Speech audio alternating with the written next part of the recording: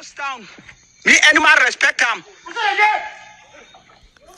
Fellow Ambazonians, fellow Southern Cameroonians, today na Saturday 22 day for this month for February 2025. Shabbat Shalom. I salute all una for ground zero and abroad. Una welcome to another episode of our daily podcast, a program where it bring una the truth, it bring una meaningful information, fact-based analysis for help we as we the worker for this journey and this struggle to our freedom, the freedom of the people of the Southern Cameroons. Amazonian forces them for the mountain lions as we don't confirm them for one of their commander we in our person we did for inside them. They don't carry out an operation for Boya for May 17 for enforce Ghost Town for Monday, targeting vehicle them, this camion them where they transport goods them, boss some of them, their tire. We will get for that very soon. For the title for today, now even the foolish ones amongst us are becoming wise. Even the foolish one amongst us are becoming wise. Fellow Southern Cameroonians, first, the international community it changed dramatically where it go affect our ability for pursue any freedom for Africa and especially for we for Southern Cameroon. The time when the West it be focused for advancing human dignity, human right, for enable people across the globe for enjoy God-given right. That time it seems to be over. Donald Trump will be now the president for America, the most influential country for the world, and the United Nations. It is time for pursue a policy for Ukraine where it acts now na their mineral resources ho-ha. Previously, they have always been understanding that the West also would demand resources in exchange for their influence over countries, but today, Donald Trump is doing it openly with Ukraine, asking for Ukrainian resources, natural earth, otherwise American will not support them. Give me your resources and I will fight for you, so to speak. This as dictators across the globe are thriving.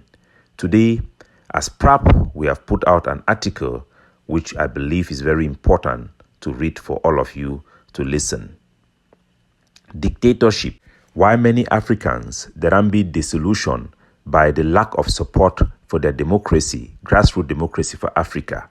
They don't tend towards admiring dictatorship across the globe as a challenge to Western leaders whom they seen as those who are the cause of all of our wahala due to colonialism.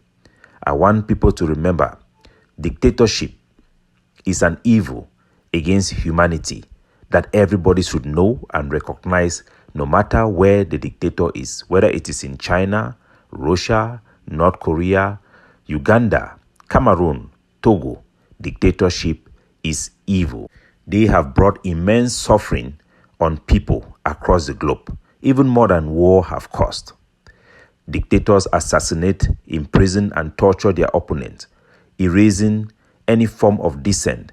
They stripped people of their God-given freedoms, suppress their human rights, and rule with an iron fist. While they may provide some level of economic stability, the cost of dictators' rule is far too greater. It comes not limited to the cost of the freedom of entire people, for justice for the layman, and for human dignity.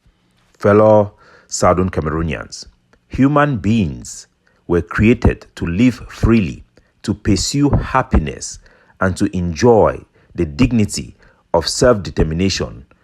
No ruler, no matter how powerful, has the right to steal this fundamental right. Dictators, however, strive in oppression. They control the press, silence voices of opposition, and create fear amongst the population. Their reign is often marked by corruption, theft of national resources, and the brutal repression of those who dare to speak up against them. Look around the world. Look at the happiness index. The most happy people are people who live in free society. United States of America, Denmark, Australia, New Zealand, etc., etc. The most saddest people are people who live even in affluence in China, but have no freedom of their own. Dictators not only take power, but transform an entire nation, forcing their people to accept a way of life contrary to their very nature. This, to me, is the height of evil, an act against God himself and the nature of order that he has put together. All men were not just born equal, all men were born free. Where there was once hope, dictators bring despair. Where there was once progress, they bring destruction. Africa has suffered immensely under rule of brutal dictators who have devastated their nations and oppressed their people. We know of Mobutu Sese Seko, how he has brought immense suffering in the Congos that linger on up to today. In Zimbabwe, Robert Mugabe, which is one of the people I love reading his books, a great liberator transformed into a dictatorship, have left Zimbabwe from an affluent country to today is one of the poorest African countries. Omar Bashir, Teodoro Obienga, Paul Biya, Yoweri Museveni, the list go on and on for the scars left behind by African dictators. Dictatorship leaves behind deep scars for a people and a population to endure for a long time to come. Freedom is never forgotten. It leaves behind a memory of good old days. Dictatorships leave behind people with deep scars, mass starvation and poverty. Leaders like Mobutu and Mugabe looted their national wealth while their people starve. Wars and genocide have been caused by dictators. In Sudan, in the Darfur crisis. In Uganda, the massacre under Idi Amin. Press control with opposition leaders jailed and killed, and millions of people living in silence, unable to express their political opinion. Millions have fled their homelands, seeking for refugees from dictators across Africa. In response to this global crisis of dictatorship, the People's Right Advocacy platform stands as a beacon of hope for those who suffer under tyrannic rule. Our values hope to inspire you for a better future. PRAP is not just an advocacy platform, it is a movement for the liberation of people trapped under oppressive regimes. PRAP is founded on the core belief that all humans are born with inherent rights given by God and nature, and that no government or dictator has the right to take them away. This right includes our freedom of speech, freedom of association, and movement. These are non-negotiable. We at PRAP will work to amplify the voices of oppressed and expose their suffering. We at PRAP will fight for fair trial, the rule of law, and accountability for those who commit crimes against humanity. No leader should be above the law. We demand an end to political assassinations, torture, and an end on unlawful detention by whoever and wherever it may be happening. We stand for the right for self-determination. No people should be forced to live under government they do not choose. PRAP advocates for a free, fair, and transparent elections globally. PRAP stands for the right to economic freedom. Dictators steal national wealth.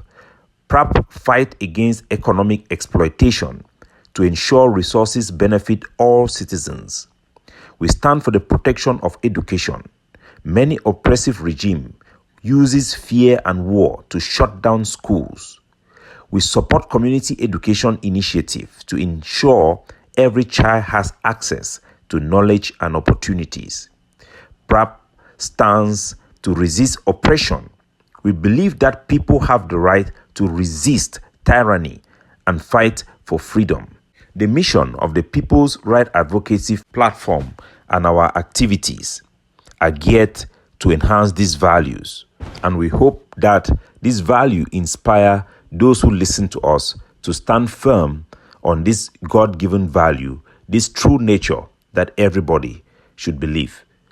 The good people must speak up and must stand up, otherwise the wicked and evil ones will thrive and prevail.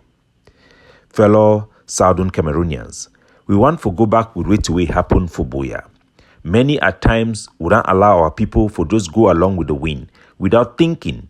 But as we talk for the title for today's podcast, the foolish ones amongst us are also becoming wise. The mountain lions carry out an operation to reinforce Monday Ghost Town. I want you to listen to the video that are coming from the audio that are coming from the video which they have released. Ghost Town, me animal respect them. For Boya, the way to na for Boya. Now Boya, this life. Now my 17 do the catch all the camion them. When I confess on our head. When I press on our head. But what's other tell them? When I boss that tell them. Look at some other side.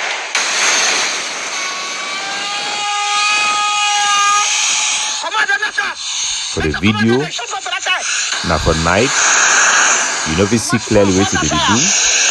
But you see how they shoot gun, they work a boss fire for coming young them.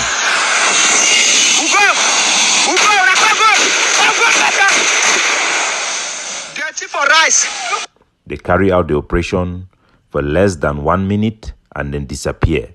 That is how easy it is to carry out such operations. And that is a reminder that we, Ambazonia, for those who think that we cannot fight or restart our fight, we are capable of coming back bigger than ever before seen by our public when the right ingredients are put together. But first, let's go back to what has happened. The boys in the video appear to have declared an unannounced or unpopular or unknown lockdown in Boya. This does not appear like our regular ghost town, which everybody knows was the spirit of the resistance that have taken place since 2016. Whoa, poor ghost town. Me animal respect them.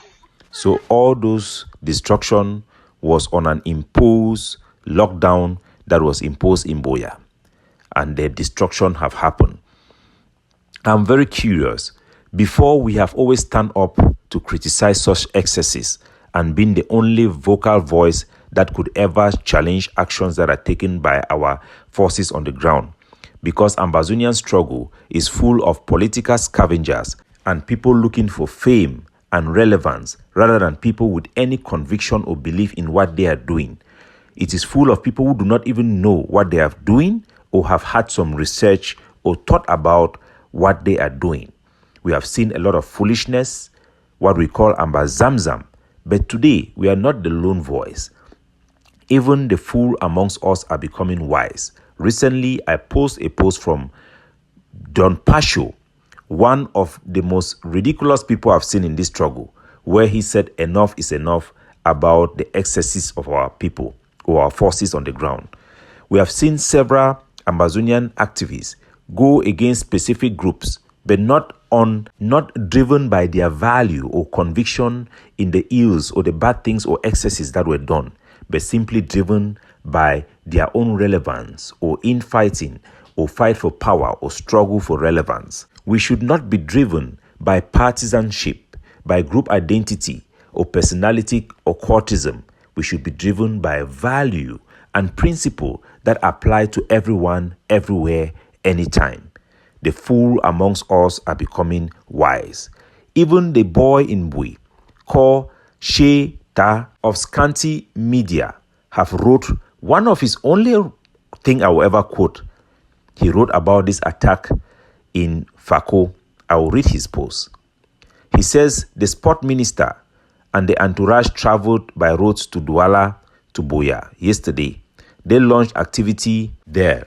The mountain race took place properly, and he goes on and on without any disturbance.